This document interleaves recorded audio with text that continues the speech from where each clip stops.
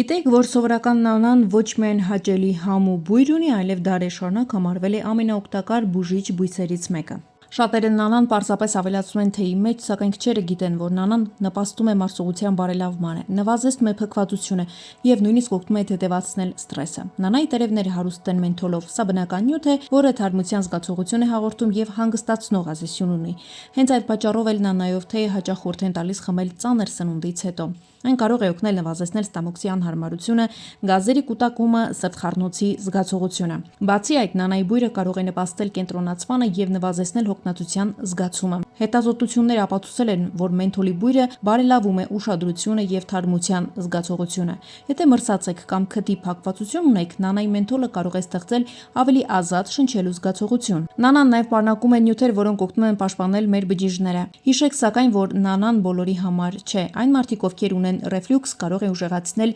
այրոցը, իժոգան։ Իսկ եթե ունեք քրոնիկ հիվանդություններ կամ կանոնավոր դեղեր եք ընդունում, ցանկալի է բժշկի հետ խորհրդակցել նախքան բուժիչ նպատակով նանա օգտագործելը։ Բաժանորդագրվեք մեր ալիքին հաջորդ տեսանյութերը բաց չթողնելու համար։